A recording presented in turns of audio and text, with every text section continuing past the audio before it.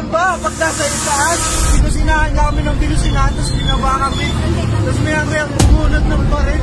Tila wala nang kadala-dala ang mga sigang ito sa kalsada na kung saan isa na namang maliit na taong naghahanap buhay ang kinaya-kaya. Kaya naman panoorin mo ang nag-viral na video na ito kung papaano napahagulgol sa iyak ang isang Grab rider dahil sa ginawa sa kanya ng taga-LTO official.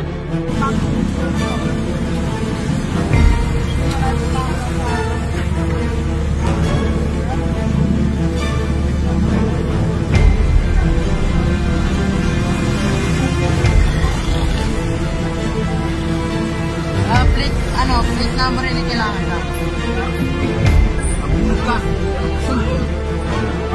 Kanamanin ang kwan.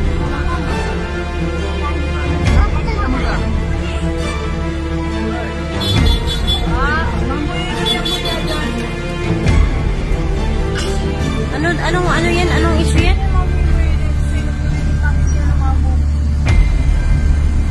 Grabe naman po si kuya, yung may-ari ng kotse. Binagsak niya po yung cellphone nung ano. Binagsak niya po yung cellphone. Ayun o. Lapitan po natin ng konti.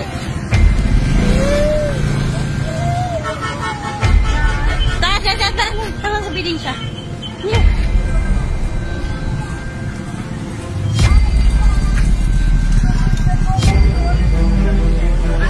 O nga po eh. Nakita ko po nung pagbalibag niya ng cellphone. Wala po. Hindi, wala. Yung cellphone ni kuya, binalibag niya.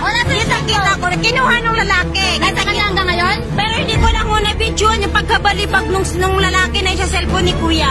Wait lang po may baril po ba? Sige po. May baril po. Ayan po kuya, meron nagkulang po na marami naman po nakakita tsaka may evidence naman po.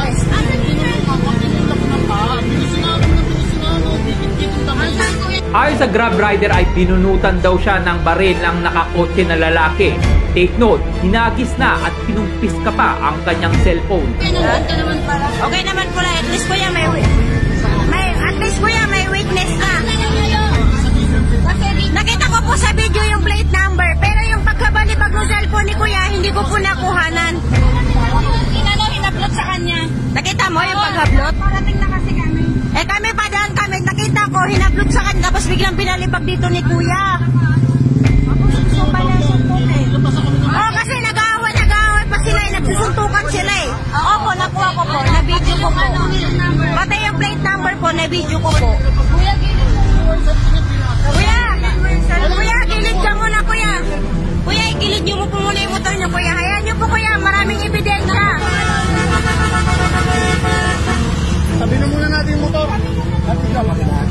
Hindi ko na video yung pagkabalibag ng cellphone ni kuya, pero yung plate number na video ko.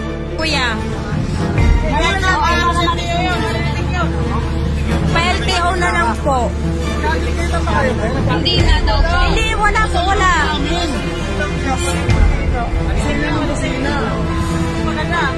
Nagkila po kasi ako ng flash, tapos nagkakot kami ng motor shop. At tinulungan ako ni Kuya, dapat ako lang din ako magpapatulong sa akin kasi mga bala ko sa sinuya. Tapos binusinahan kami ng binusinahan, tapos binaba kami. Tapos maya-maya bumunod ng baril. Tapos binidyo ako na siya, tapos yung cellphone ko kinuha niya, pinalibag niya. Oo nga po, nakita nga po namin yung pagkabalibag. Ganyan ba? Pag nasa itaas, yung mga nasa ibaba, ganyan.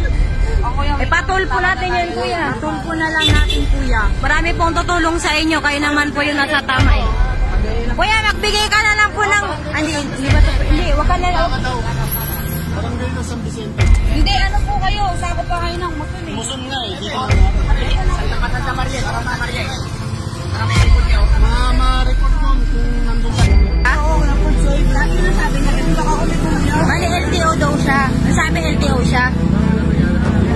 Niya kami, tinutulak ako ng dalawa. Tinutulak niya ako mapunta sa motor shop. Pero niya ako tinikita na may nakakiyari sa tubig yan. Tapos kinuha pa yung susi. Kinuha pa yung susi ko. Tapos ano na yun eh. Kinuha niya pa yung cellphone ni kuya na binasag. Naku po, problema.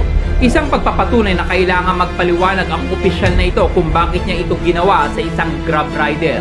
Kaya naman i-share mo na ito para makarating kay Senator Raffy Tulfo. Ikaw bilang isang Pilipino, ano ang dapat gawin sa lalaking ito na taga LTO daw na opisyal dahil sa ginawa niya sa isang Grab rider?